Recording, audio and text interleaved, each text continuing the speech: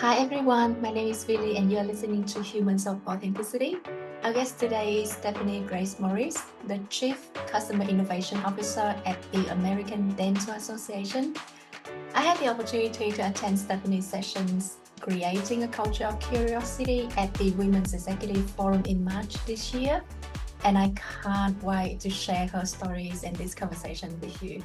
Welcome to Humans of Authenticity, Stephanie. Thank you so much for having me. I'm so looking forward to our conversation today. We're going to have fun. That sounds great. Would you like to introduce yourself to our listeners first? Absolutely. So, hello, everyone. I'm Stephanie Moritz. I am a mother. I have two amazing neurodivergent teens. I have a fantastic, wonderful husband and have been very fortunate in my career for the past 25 years to really go from Disney to dentistry. I've worked for Disney, Hershey, ConAgra Foods, Jim Beam brands, many different household names. And I am known for being an empathetic and servant leader, as well as for my high energy to help organizations transform and really become all that they can possibly be. Thank you so much for that. I want to unpack your transitions from big household corporation names to the association industry. What was the prompts that bring us into the association industry to start with? Yeah, I'll tell you, for me, I've always looked for a really great challenge and a really good organization and brand, almost like sleeping giants, where they have the opportunity, they haven't quite really reached the pinnacle of where they could possibly go. So for me, that's exciting. I look for all the different ingredients and see that I can leverage my strengths to help them and help their team and their business grow. Then it's the perfect combination. So with the American Dental Association, I just was very fortunate to be brought on at a time they were looking for outside experience, quite frankly, and someone who was more of a disruptor, someone who enjoyed transforming and really seeing possibilities and opportunities and being able to operationalize that internally. So it's really exciting. I think about it as a toolbox. And based on my experiences in different industries, I'm able to pull from different tools as I need them. If it's from my public affairs experience, from being a press secretary at the Illinois House, or if it's crisis communication from Hershey or Jim Beam, or spokesperson, or marketing, advertising. So it's exciting to be able to pull from those and bring those best practices to the American Dental Association. How long have you been with the American Dental Association for? I've been there a little over 9 years. And Awesome. over that 9 years, I see just a long runway of possibilities. It's just been so exciting to watch the organization shift and grow. Its culture, really shift to put our member, the dentist, at the center. It's been an exciting communications journey where we really went from long form communications to snackable, short visual, where we also looked for how can we engage. It's not about us, it's about our members. So how do we put them in the center? What's most important to them? I brought design thinking to the organization where it allows us to create with, not for. So I've had the opportunity at the American Dental Association to really wear a variety of hats and be in different roles. And it's exciting right now because I oversee customer innovation, which really is design thinking and working with our dentists to do everything from understand their greatest pain points to the greatest problems to solve, their biggest emotions, because when you find a big emotion, there's a real big opportunity to step in, and then to work with them throughout the process to prototype and develop what they want. And it's just so exciting to be able to develop something together. That's a key piece. And of course, I have an amazing team. I'm so proud of the team and all the work that they're doing. We also have a lot of exciting integrated marketing and digital. And there's just a lot here as we look to continue to transform to bring more value to our members today and tomorrow. You sound so cool. There are two things I really love about what you just shared. The fact that you bring emotion into the conversations, into the strategy, and we all know it's from the marketing perspective. Once we can make that emotional connect with our audience, then we can really elevate our message, and it's easier to convert to actions. I really like that you bring design thinking into the organizations. For those who are not familiar with that, what does that look like? Or during your time with AD, is there a special initiative or project that you can describe to bring this concept to life for us? I sure can. The whole notion of design thinking is really getting out there and putting yourself in the shoes of your customer. And the beautiful thing about design thinking, you could use it across any industry, any size company. It's really a best practice because if you think about it, if you are as one with your customer, or in our case, the member dentist, and really are understanding from their perspective what's most important and then working with them. And that's really the magic. The magic is working with them to develop and create with them. Because I'll tell you, what you end up with is usually very different than what you started with. For example, with our design thinking, we knew we wanted to do an ADA app. Just find a convenient way to have everything in one spot, personalize it to really help our member get what they want at their fingertips. So with that, we had in our mind, based on all of our research, what we thought the most important features would be. But I'm going to tell you, what we thought was not it. So we really zoomed out and we spoke with dental students, early career, and dentists across their career, as well as members and non-members. And what was really important was by unpacking it in this way to understand their problems, what they're facing when, solutions that would be helpful, as well as understanding where do they get their inspiration, what brands do they like, what role should the ADA play. By really kind of creating that relationship and that feedback loop, we designed it together. And we found out, for example, that they were looking to have all their documents in one place. It makes life so much easier for their credentialing. Another key piece was they really wanted to engage with us differently. This actually was part of the inspiration behind the Dental Soundbites podcast. We were then able to do some further co-creation on, all right, what are some of the ways that they're looking for the ADA to show up and help bring together dentists across generations to help talk about sticky situations. So those are two examples of what was a little bit different than what we initially thought that they would be seeking. The beautiful thing is that as we release new features, we're constantly talking with our members. So really, it's an app built by dentists for dentists. And that's our goal. We really want everything to be built by them for them so that they see themselves in it. They see themselves at the organization, a place to belong, a place to connect, so that as they're looking to succeed today and thrive tomorrow, we can continue to be that connective thread. This is really cool. So we are not only talking about design. What I'm hearing is the methodology of how you implement this as you go around for listening tours, conducting these focus group. You've managed to bring everyone along to the change process, give them the ownership of the product so that they can be proud and then share their work with their peers. This is fascinating. It is. And you know what? It's also exciting because we're showing up different. Like the ADA, we're not developing and doing a ta-da. Instead, you hit it. You're part of it. And if you look at the generations of today, generations want to be part of that. They want to be invited in. They want to create. They want to be part of solving the problem or trying new things. And that's been part of the real richness. And I'll tell you, that's the big benefit.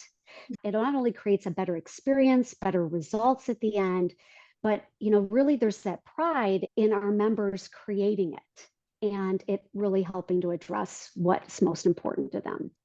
That's awesome. So I'm curious, during those listening tours and when you conduct those focus groups, were there any findings that surprised you? That's a great question. There's always something that surprises me. And I think for me, when you find that surprise, that's where the excitement is, because then you want to dig a little bit deeper. So for us, for example, in talking with students in early career, one of the unique surprises to me was what we're calling our insight being the perfection problem. Think about it. When you're going through school, you're learning how to technically be the most amazing dentist you possibly can be. You're with your professors, you're out in clinic, and you are literally getting that feedback regularly. We're hearing from some of the students as they're graduating and they are becoming dentists. They've really gone from having this whole community with them and getting that automatic feedback to, wow, I'm in a practice. It might be a practice, a group practice with others. It might be a practice where they're the solo practitioner. And wow, is this the best it can be? Am I doing this right? I want to bounce something off of someone.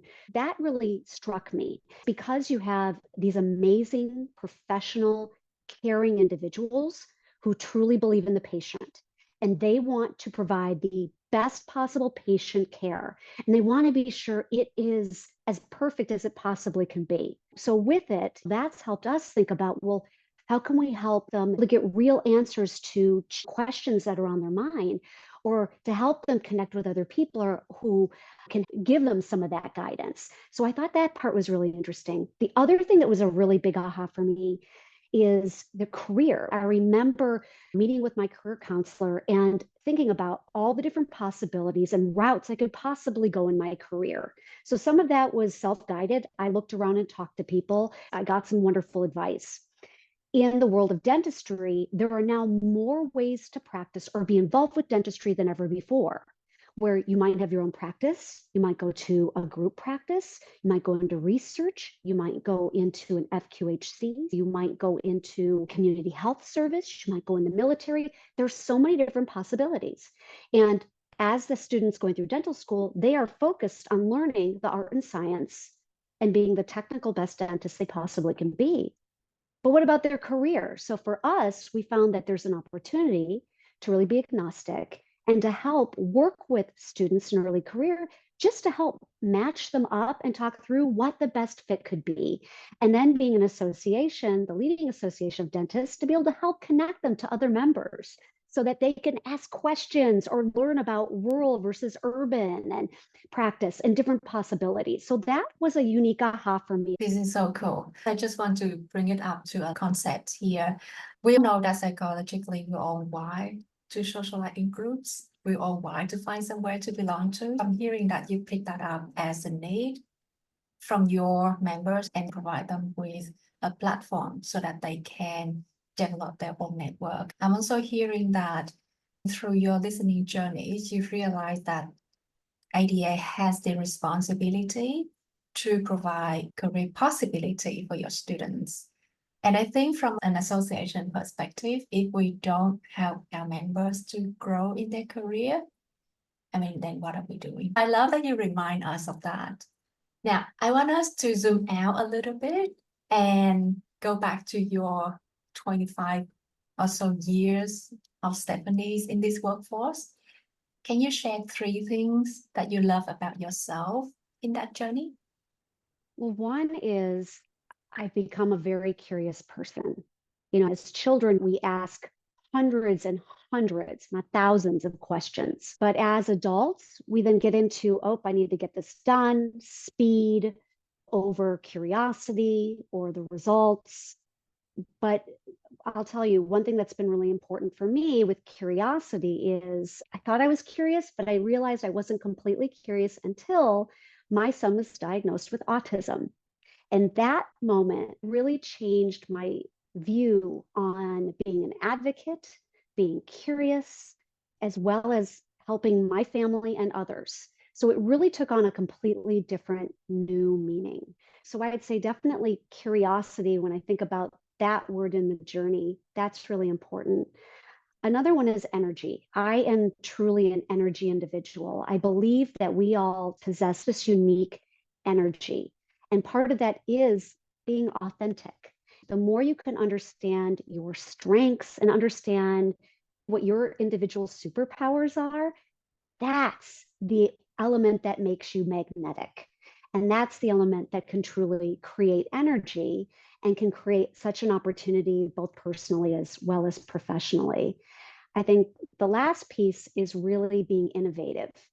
I don't sit still. I'm constantly curious and wondering what if, and I'm seeking out different possibilities. I love to talk with and work with individuals who come from extremely different backgrounds different industries, grew up in different places, who have very different perspectives, because I believe that's what makes things exciting. Personally, that just makes it such a really enriching life, but also professionally really helps to put together just an exciting team who's able to look at things in a unique, fresh way and tackle challenges, as well as look at today's problems with tomorrow's solutions. Can you share with us your experience when your son was diagnosed and some of the lessons learned during that experience? I'll tell you, that was the biggest moments in my whole life. And just our whole world changed because as a parent, you think you're on one journey. And here, it's not the journey that you had visualized or that you expected. And as a parent, you have a choice to make.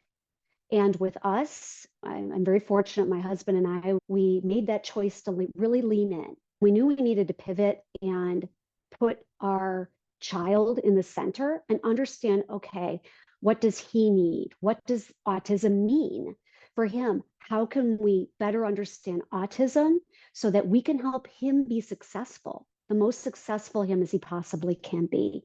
So certainly it came with the roller coaster of emotions, but then really, all right, let's lean in. And we viewed it as a gift because we found out why. We knew he was unique and everything was a little bit different. He was very sensory to noises, wasn't necessarily doing the developmental things at the same time as others. We wondered why. I'll tell you, when we actually got the diagnosis, it was like a huge light shone on us. And we were thrilled because we're like, oh, now we get it. And it allowed us to read and research and be able to love him even more and help him to be able to be successful. There's no one size fits all parenting. Everybody's different. So for me, I believe I'm a better human being and better parent because I have learned so much. I have learned to advocate, to speak up, to ask questions, to stand up for what you believe, to look at your strengths, not want everyone to be the same flavor of ice cream. How boring would that be? To really look at the differences. And his mind is unbelievable. And to look at how he looks at solutions and solving problems in his areas of interest, I'm like, we need more of this. We need more of it. So it's a personal passion. I would love to see more neurodivergent individuals tapped in the workforce. By having all of this diversity together, that's what's going to make it exciting to be able to solve some of these problems and look at things in completely new ways. I think we felt every emotion, and it's a journey, and we still are learning. We have successes and then we have challenges, but we truly come together and we look to solve, we look to learn, we look to listen, and we've also learned just to role model our life out loud. So we talk about things. We talk about when our day has gone sideways. We talk about, oh, this happened today. We talk about unpacking, well, how we do different things. Why did we go approach it that way? Because literally we're helping him learn some of these skills that will be helpful as he continues to grow and move into his life. Thank you so much for sharing that. What is your proudest moment during this experience? Gosh, just seeing his success. I mean, I'll be honest, he has blown me away. We first got the diagnosis, they refer to him as a puzzle, a really complex puzzle. And we have done so many different therapies, and we're constantly reading and trying and learning. We work closely with school. We've created a team, which is really important, of some different health professionals.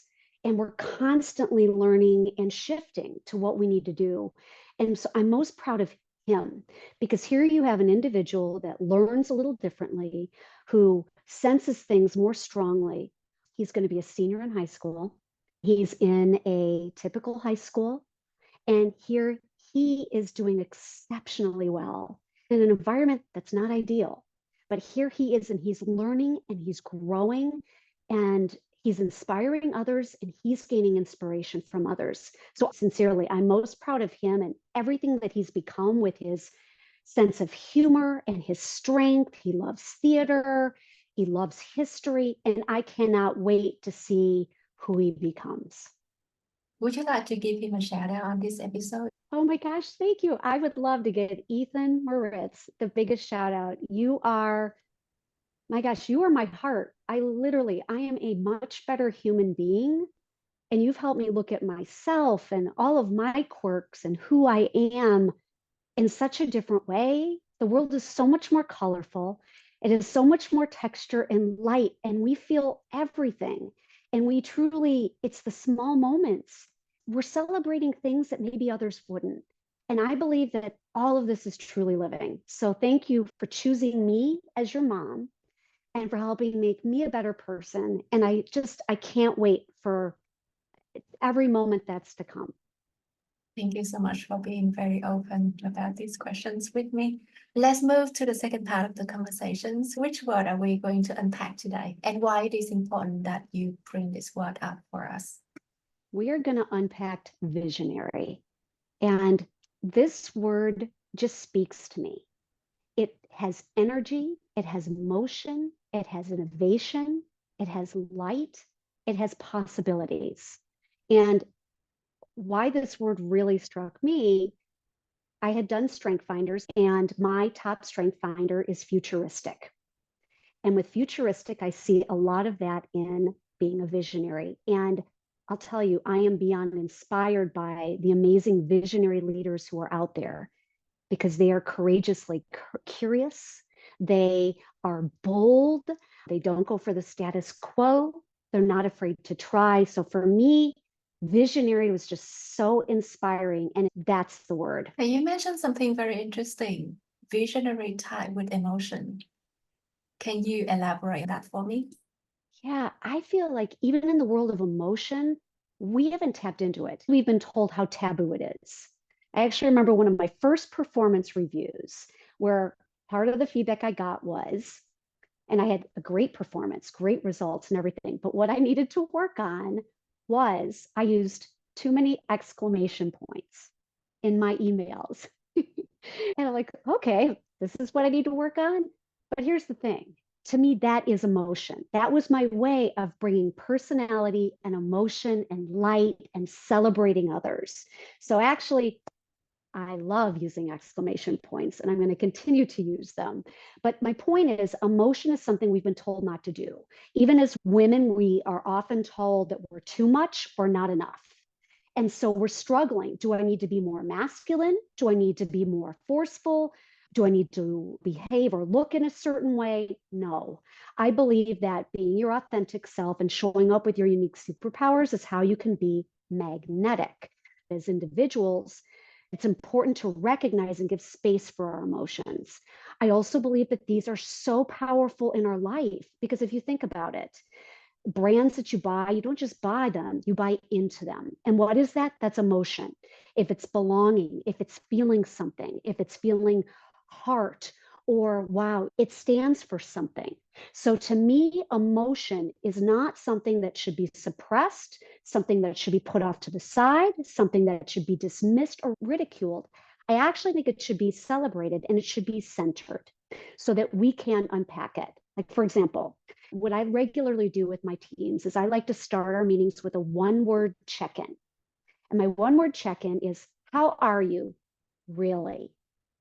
Because if you just ask, how are you? You might say, oh, I'm doing great, I'm fine. But if you ask really, then they bring a part of them into that conversation. And it helps to shape, okay, what's their mindset? Where are we today? And what should we focus on? I believe that emotion is very powerful. And I believe in marketing, as well as in businesses, as well as just in humanity, there's so many opportunities to tap it so much more than what we're doing today. When you talk about the connection between brand and emotion, we also see that a lot of big household brands all tap into our emotion. I remember landed in Orlando visiting Disney and I see that word magical everywhere and that make us feel so excited. And it's make us feel like actually magical is right here in the air. And that point about using too many exclamation mark in the emails, it just reminds me of my own habit. I'm using emoji in my emails left, right, and center. And I wonder, is this what a Gen Z have to? consciously thinking about in crafting their messages to their boss in a different generation. I mean, I cannot send a message these days without an emoji in it. I don't feel that's natural. I'm with you. And that's where it's time to really acknowledge and embrace the emotions Hmm. and to leverage the strengths within it. Because you think about it, when you're having that amazing day, you're in the flow and you're feeling it. There's something there that we can walk away from. What did we learn? But also in those days, it could be that darker day that didn't go as well. That's telling us something too. What is it? What can we learn? Because I believe we're perpetual students. And you think about humanity, and again, if it's through marketing or through business, I mean, humans, we're the most interesting, complex beings out there. And emotions are just so intrinsic to who we are. So I believe it's not about locking it off or putting it away, but it's truly about understanding, embracing, giving it space, acknowledging, accepting. And you hit it. Like at Hershey, it was all about happiness. At Disney, it's about that magic. But the ADA, we really want to create the belonging. And that's more than just the stuff that we do. We have lots of amazing value products and services. I believe that some of the greatest brands and businesses, they aspire to be more. And that's truly where, if we can tap into that heart and tap into that emotion, I just think it's very powerful. And then it creates limitless opportunities. Thank you for that.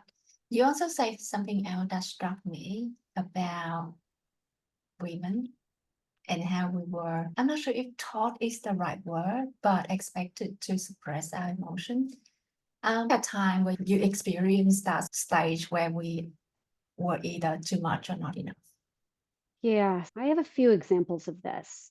I remember I was in a meeting at a different organization, and I had a counterpart who said, "Oh, okay, don't go all Stephanie on me." That, again, what does that mean if you really unpack that? Don't bring the questions, don't try to make something good and make it better. Don't bring that emotion. Don't bring the possibilities, the creativity. Don't bring the vision. I don't believe there's one size fits all. And I think that's where I believe that we're in a time there's new leadership and the world has shifted. I mean, as a woman, I grew up learning, I was told, I can pinpoint it, I was told to be nice and smile. For my childhood until adulthood, and my toolbox has since grown, that was my strategy. Smile and be nice. But let's say you're in a situation where you need to speak up or you disagree. How do you smile and be nice? So I think part of it is acknowledging that it's more, I believe in being very kind and empathetic and looking at things from other people's perspectives. But you need to have a variety of different approaches. So as an adult, I sought out those different possibilities, kind of fill my toolbox with different strategies, et cetera, so that I could speak my mind, pitch my idea, as well as be confident enough to show up as myself. Because there's nothing worse if you're trying to show up as someone else or how you think you're supposed to act or what has been rewarded in a company or in an organization. It falls flat. It doesn't feel right. It doesn't have the energy. But if you're able to show up truly as yourself, that's when you're magnetic. That's when you make the connections. That's how we connected at an event. When you bring yourself into it, people will seek you out and they will want what you have to bring and provide. And that's where you're going to find just that really good fit, if it's the right business or if it's the right organization. So, yeah, I've had quite a few where I'm being told not to use exclamation points. Even I remember getting some coaching because it was all right, you present in this very passionate, energizing way when really just talk facts and figures. And so again, I just saw a different approach and wondering, why does it have to be one-sided? What about the different possibilities that are there? And so that's what I really intentionally try to bring to my teams. I bring in strength finders. We do DISC. I'm also a big fan of Enneagram. The point is, I want to get to know people and I want folks to be accepting of different styles, different perspectives, because if we can create that safe space, that's when we can challenge and unpack and solve and bring up the questions that everyone's thinking that nobody's saying, and actually get into what we need to do to move things forward. So that's why I believe it's important to bring, your whole self and bring all those pieces, including the emotion, into the conversation so that we can truly harness it and move things forward. This is really cool. So I'm thinking you're talking about that success formula to develop a high performing team. I'm hearing that you bring in all of the strength finders methodology so that you can understand your team, know their strengths and know the area for improvement. From my perspective, that is about being aware of what is our team good at. Then we accept their style. We can capitalize on their strength. And then you move forward as the whole team. This is really cool. You mentioned your toolbox a couple of times. What is the most used tool in your toolbox? Oh, that's a great question.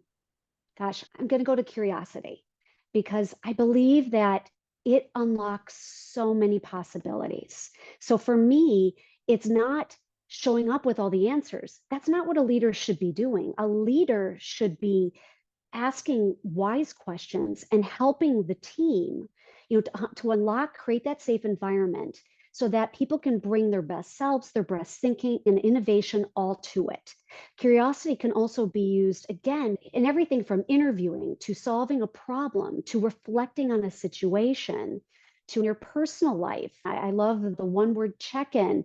By better understanding the individuals around you, your family and others, it can help you to connect the dots in a different way, or it can help you to see things in a different way. See things not being judgmental, but oh my goodness, I had no idea you thought about that. Or I had no idea this was a strength. Or I had no idea about this really amazing idea that you had. So the more listening we can do, being curious and listening, that helps me be a better leader, help connect people with the right opportunities, the right career growth, as well as just help to empower the team so that they're growing, that they feel really good about not only the work they're doing, but they feel seen, and that we're then able to grow the brand, grow the business, and grow the connections and accomplish the goals we want to achieve. From what you're saying, I'm also hearing that you use curiosity to cultivate a diversity of perspective and diversity of ideas among your team, which is such a good quality for a high-performing team. Let's go back to visionary. Now we talk about emotions and the tie between emotion and visionary. You mentioned visionary evoke our emotion. Do you have an example for this? Part of why I love visionary is it's about seeing the what if, the possibilities, the yes and. It's seeing what might not be there, or it's seeing the new connections. It's constantly in motion and advancing. For example, when I worked at Conagra Foods, one of the things I'm really most proud of is our Real Food, Real People initiative. So upon being there, it was about more than the individual product. It was more about the people behind it, the ingredients that were used, the real. So at Conagra Foods, I worked with some amazing individuals and we brought this very big strategy to life. And it was leveraged by the organization to be part of their long-term growth strategy, looking at how can you not just tell the story of great, we have a new product, but when you think about the people behind it, the world in which we're creating, the food in which you're eating, what it enables you to do, but just the real people and real food behind it, that was just such a positive shift for the organization. So I just very proud of that moment. I think I can visualize it here. So we are talking about the product being a tangible jar on a shelf versus the inspirations and the persons behind that. And this reminds me of sometimes when I go to restaurants and I see something that has a grandma's recipes on it, I've always go to those dishes because that someone's grammar must be really good. I'm hearing the emotions here. The other thing you mentioned earlier when we start talking about visionary is the energy that tied to it. Do you have an examples for us, or can you elaborate the correlations between visionary and energy for us? So when I think also about energy and visionary, you know, I think about imagination. I think about playfulness. So to me, this is an opportunity of expansion. It's an opportunity of not shutting things down. It's an opportunity of truly asking some amazing questions. So if we had all the money in the world, what would we do? If we had no money in the world, what would we do? If we were Disney, how would we do it? So there are different ways to be able to bring that creative, visionary expression that I believe does create the what if and what could be. For example, at the American Dental Association, I have to tell you, I am beyond fortunate to be working for someone who is visionary. Dr. Raymond Colmia, he is the visionary. He has a clear picture that is very different from where we are today, kind of takes the best aspects, but then he sees what's possible. He sees what's next. I think of Disney and Walt Disney very similarly. One of the reasons I was drawn to Disney was just the vision and the constant creation. They didn't say, oh, wonderful, we had a great theme park and we're done now. No, it's about, you know, really that experience that they're creating. It is about the magic, and it's about seeing what could be and telling the stories that haven't been told. And how do we keep things moving? How do we continue to grow and evolve? And now at the ADA with Raymond Colmia, he has a very clear vision for us. The ADA, we make people healthy. So with that, there's something in it for everyone, from individuals across the global dental profession who are delivering the best possible care, putting their patient at the center. It means being ethically based, having the best clinical science. All of that goes into really having the best dentists you can possibly be to help make people healthy. It also gets into imagine our world with a healthier place. Imagine the power of our smile. Imagine the power. Our mouth is connected to our whole being. So again, when I think about visionary, that's how it's coming to life in my organization. This is so awesome. When I'm hearing the word visionary, people like Steve Jobs come into the pictures because they tend to see things 10 years ahead of us. Where I want to get to is when we are trying to think about 10 years ahead of us, there will be thousands of possibilities here. We're talking about Doctor Strange situations where he work out these millions possibility. How do we then zoom in to see which possibility is the right directions for our organizations? Yeah, and here's the amazing thing. Part of being a visionary is you need to be courageously curious, and that part is unknown. Part of it, it's having the vision for where we're going, and then it's empowering the teams and individuals to really determine how we get there. There is no script. It's not a literal, you know, step by step. So with it, it's seeing and understanding where we're going, and then it's being able to ladder back. And for example, at the ADA, I oversee the direct to dentist portfolio of products, services, experiences, and engagement. So for us, it's recognizing, you know, to create belonging and really create an organization that's going to help dental professionals succeed today and thrive tomorrow, especially with the changing world of healthcare. For us, it's breaking it into chunks, getting clear of what does that success look like today? How can we work together to achieve it?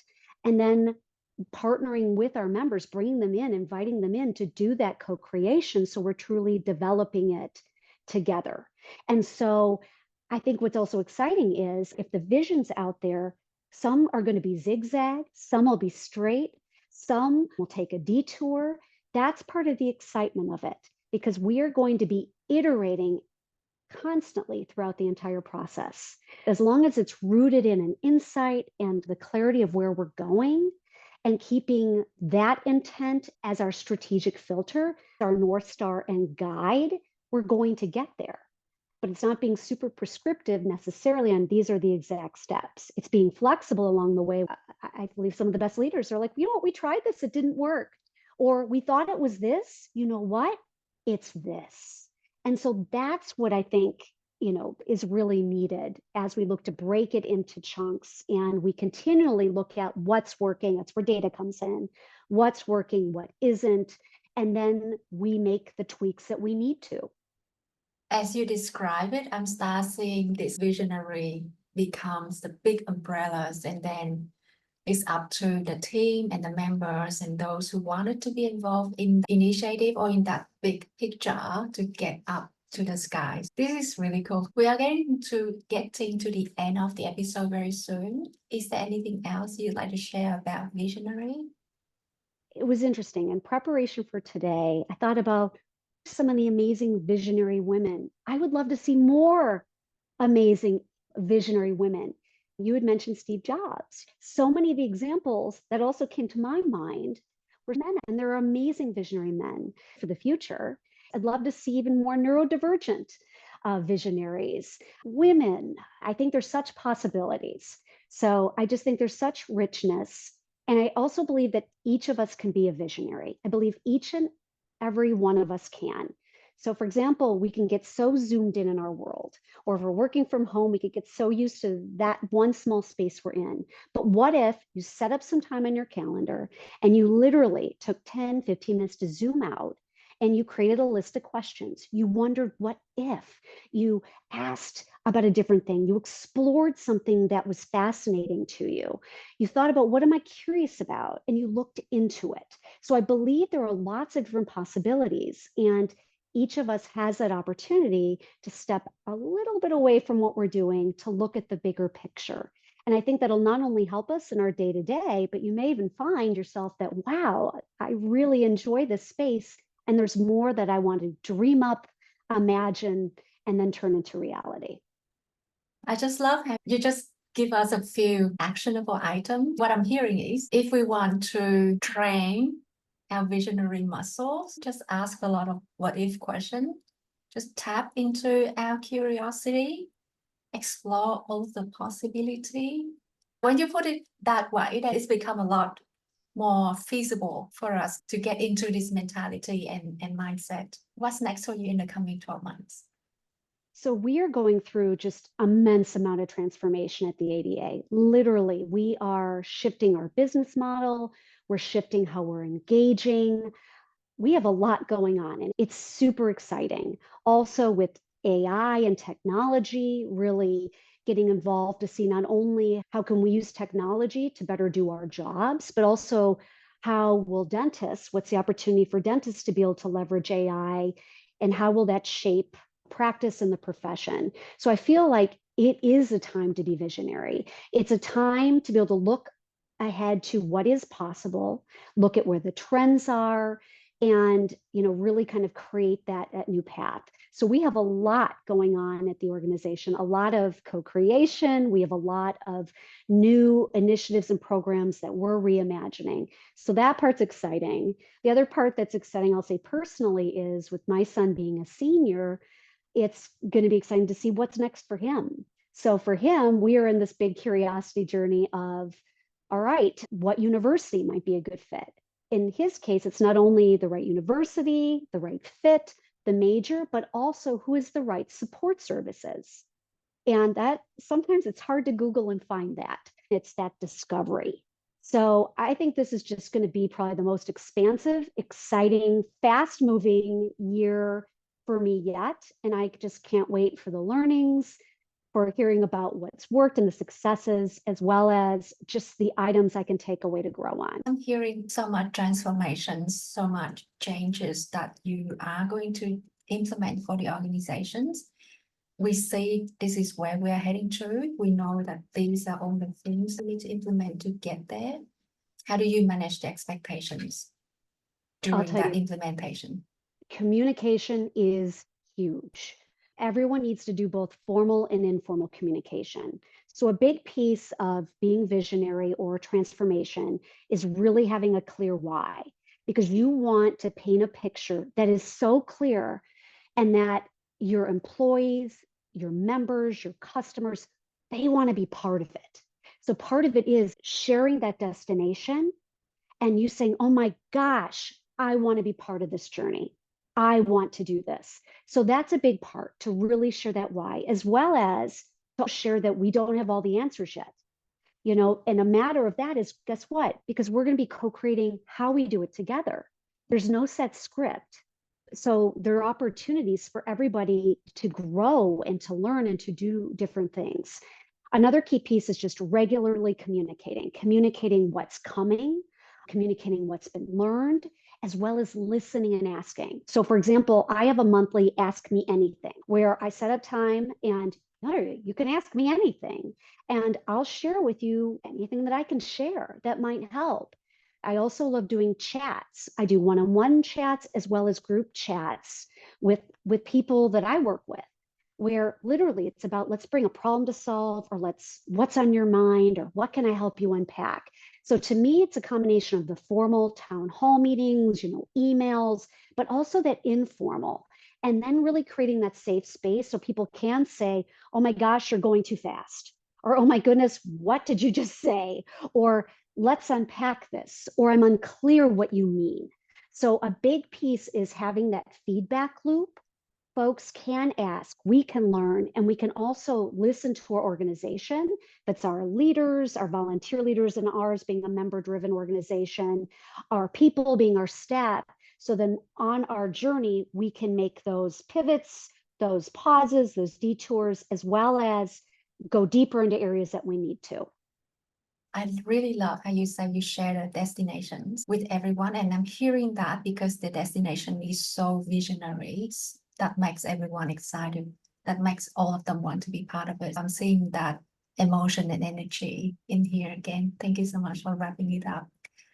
We are getting to the last questions of the episode, and I hope you have fun with this one. Imagine if you are going to your dream vacation tomorrow, what would be the one item that you would take with you and why? Oh, I love that. Well, I'm going to assume I probably just can't pack the whole family, because that would be my one item. If I could bring one other thing, I want to take pictures. I want to be able to celebrate and capture and write notes down and journal. And so for me, that would be the other piece I'd want to take with. I love that.